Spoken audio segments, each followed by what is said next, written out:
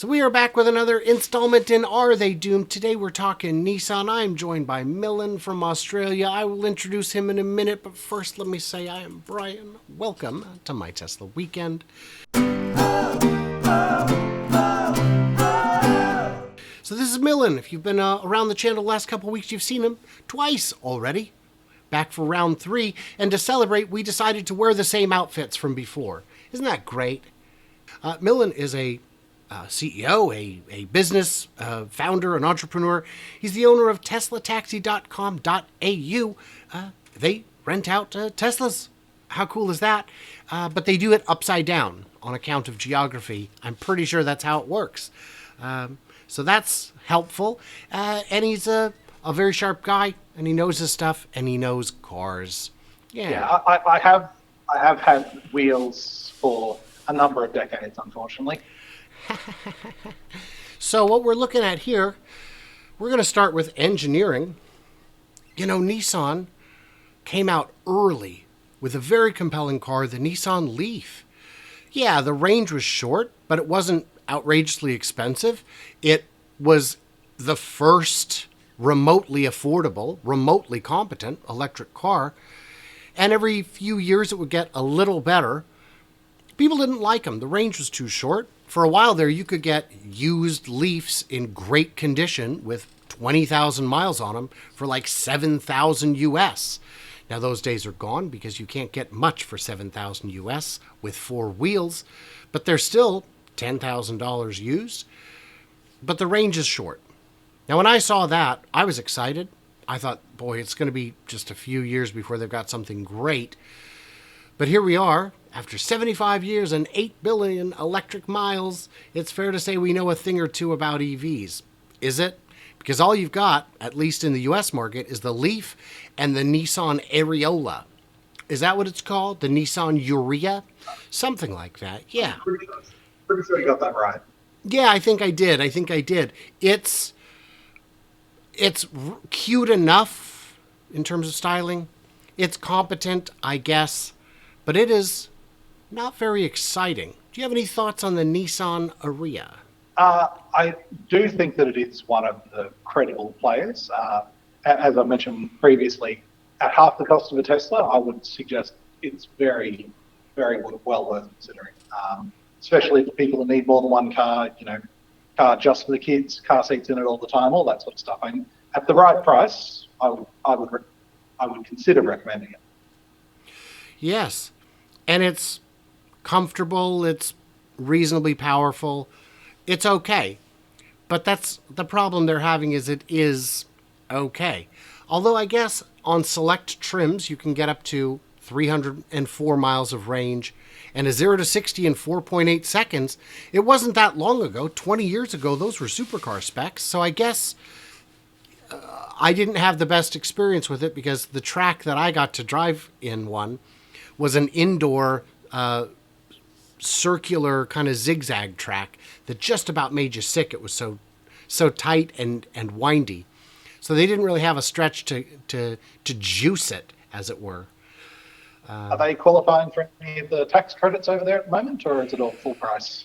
As I understand, it's full price because they're not made in the U.S. and the batteries are not made in the U.S. There could be some, it says benefits and incentives. There are state level ones. In some states, going EV comes with potential savings. So California would be one for sure. But the federal credit, they do not qualify. So that's unfortunate. So for their engineering, boy, it's tough to say. They seem pretty good. What are your thoughts on their engineering? Yeah, and I would always say that Nissan has been, and from what I can tell, continues to be a decent brand. I'd be comfortable giving them more than 50%, like a 6. Okay. And I would say I drive a Nissan, and apart from the CVT transmission, which is a dog, it's been fine. It's got 91,000 miles on it now. I bought it when it only had about 45, and it's fine. It's what I expect from a Japanese car company, which is, frankly, a lot. It's not exciting, but it's not the nicest trim available.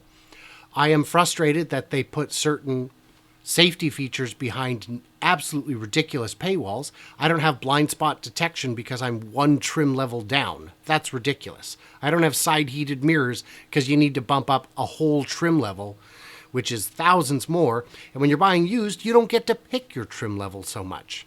So that's frustrating. For engineering, because the cars themselves are fine. The electrification is fine. I'm not going to be quite as generous, but I will give them a 5. I would say there are a lot of, I would say half the companies out there are doing better than them, but they're still in the running. Let's see. On that trim level, it's worth just mentioning a story from 2 weeks ago. A family member that I haven't seen in a few years drove my Tesla and said, I might consider buying one, but I need to do my research, check out what features I can get and all this sort of things. Just like, no, this is it. You buy a Tesla, you get all this stuff. There's no options. Right. They come one way loaded. You can pick your wheels. Do you want a tow hitch? Also in their engineering, they've got a lot of concept cars, but they're just that. They're beautiful concepts that will never see the light of day. And I can't give them any points for concepts. Concepts are easy. They're easier than prototypes because they don't have to even work. They can have absolutely critical design failures and still qualify as a beautiful piece of art. And yeah, their concepts look great, but it's very easy to make cool looking. That's not a sign of quality engineering. That's a sign of quality design aesthetic, which doesn't always translate to manufacturability. So now we're on to demand. Nissan global sales plummeted by 20.7% in 2022 to just 3.2 million cars globally. For a once fairly serious player, that's not great. They were at 4 million in 2021. What do you think about demand for these products moving forward? What's it going to take for them to have strong demand? I don't feel that they're as far behind as some. I know there'll be a number of their customers that have already left the ship, and then we could see that dwindling down. But if they can get some decent electric products on the market and hold steady at 1 or 1.5 million, they could still be a minor player, but not completely gone. Yes, and I think as prices fall on the underlying technology, as the batteries get cheaper, that'll make everyone positioned a little bit better to survive. If we're looking at, is this global? No, this is the U.S. sales figures. They are fallen off a cliff. At one point, they were doing 1.4 million in 2017. 2018, they already started their decline, 1.3. 2019, 1.2. Pandemic hits, 837, didn't really recover in 2021. 2022 was worse. Now, 2023 is already looking to be a better year than last year. And maybe that's because they just have some cars that they can finally sell. But the trend is not good. And going from millions of sales to half as much, you're going to run into problems with your costs. Your parts are going to start getting more expensive. So on demand, scale of 1 to 10, what are you thinking? I would be happy to say 3. Yeah, I want to give them a 4, but I just can't because they haven't made the cars yet. Can they? Probably. If they do, they're in the right segments. They make the right form factors. When they arrive, they will be decent cars. The Nissan Ariya is not yet sufficiently compelling and convincing that their electrification strategies will work. In this previous article we were looking at, they took out a $1.4 billion electrification loan to fund zero emission mobility investments. That's great. That's not enough. And that's just more debt. That's just going to saddle you a bit. And here we go. Vehicle. They had, in 2017, they sold 5.7 million cars globally, and they're just falling off from there. By 2021, they were down to 3.8. that's a big, big market loss. And that's tough. So that's what we've got for demand. So now we're looking at their cost controls. For free cash on hand, free cash flow, they've been doing all right. Even through the pandemic, they were showing positive numbers, and that's just quarterly growth. So their free cash flow is positive. In terms of cost controls, I don't know that they're going to be in a strong position. They know how to manufacture. They know how to manufacture reasonably well, but this is a whole different ball of wax. And I think if their costs were already under control, they'd be accelerating the sales of the electric cars, which they clearly are not. Do you think their cost controls are reasonable? I would, again, rate them better than some. Like, I think if you compare their ability to be nimble compared to Toyota, I would suggest they're probably further ahead in that particular race. I had a friend of mine recently mention that one way to look at Toyota is it's like a pension fund that just happens to make cars. So there's some politics like that around that maybe aren't quite as severe as a handicap for Nissan, I would hope. Okay. So for cost controls, I'm giving them a 6. What are you thinking? Just so that I'm not saying the same number, I'm going to give them a 5. Okay. Well, that's reasonable. If you'd have given them a 6, I might have given them a 5 also. I'm right there with you. They are this much above the average, I would say. Now, for cash on hand is the next thing we're looking at. And 2022, big decline. Previous year, though, was a big increase. So if we look at the chart, as recently as, and boy, I just feel bad saying this, well, as recently as 2016, they only had $9 billion. For that matter, in 2015, they only had $6 billion cash on hand. They managed to get that all the way up to $23 billion in 2020, but these have been a few tough years, and they're back down at $12 billion cash on hand. $12 billion for a company that big moving to electrify, I think that's inadequate. What do you think? Yeah, 12 billions. It's not a nothing number. Like, again, if you look how much Tesla spend to get to 500,000 production, I believe the number was below that or in line with that. You could, if you wanted to, consider spinning off your Nissan Electric, moving 99% of that cash into that enterprise. Maybe you could pull the plane out of the dive. And you know what? I think you're right. If let's say they just took that $12 billion and just used it to build factories, that would be enough. And so, well, right, but now we have to design the cars. Yeah, but you can do that out of free cash flow. So I think that, you convinced me there. I'm going to bump them up to, I can still only go to 6 though. What do you think? Yeah, it's 12 billion is a lot of money. Done well, maybe a little bit of help from Tesla licensing software or whatever. I'm going to go 7. Okay. And I think that's reasonable as well. Looking at, now we're talking roadmap. We're getting down to it. Nissan Ambition 2030. In 2021, we unveiled Nissan Ambition 2030, long-term vision, responding to all the whatever. Great. But what is it?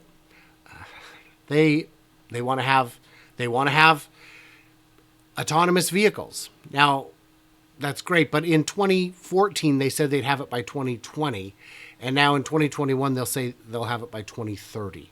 And they kept reiterating that goal of level 4 by 2020 up until probably 2017 when they quietly just stopped talking about it. Being 6 years late on self-driving is kind of a cool thing to do, though. Yeah. But now here's the absolute pants on head ridiculousness. Let me see. What year did this come out? Boy, it doesn't say. This might be from I don't know. They said in this Nissan Global website that by 2026 they will have 20 electrified models. Now that includes hybrids, but right now they only have 1 hybrid and 1 electric, or 1 hybrid and 2 electrics, I think. Something like that. And they want to be to 44% of having some electrification by 2026. They'll, they'll have to pedal hard, but it's not out of the question. And also, they intend to have solid-state batteries by 2028.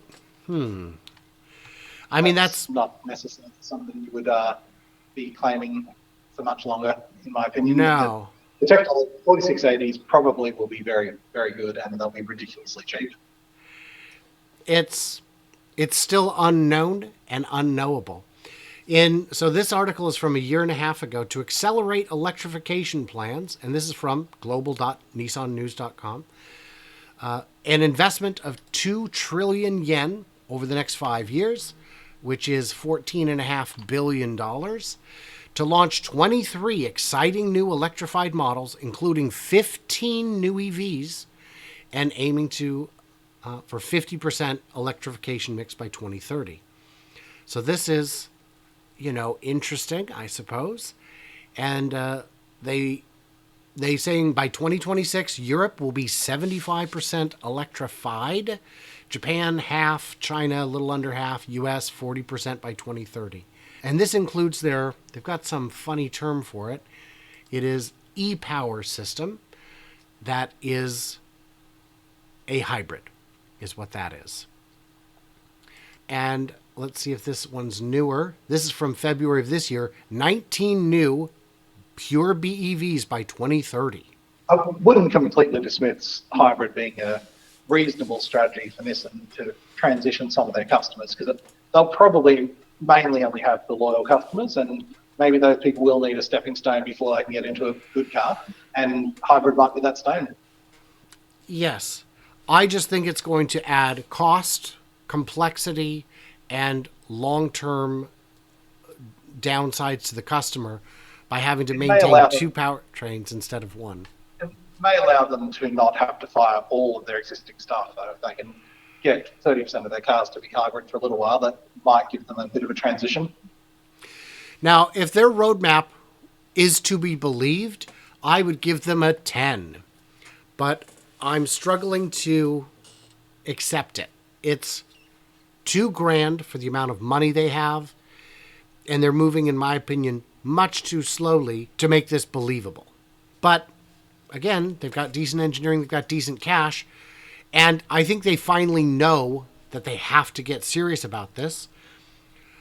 Scale of 1 to 10 for roadmap, what are you thinking? If we were having this conversation 4 years ago and they seemed serious, I'd be happy to give them the benefit of the doubt and go 7 or 8. I think at this point in history, 4 is generous, but I'm happy with 4. I am also going with 4. This will not be the lowest rated one we've done, but I'm not sure how happy Nissan would be seeing this score. Let's take a look. Reasonable. 49 puts them in the middle of the pack. Not the middle, I mean the bottom.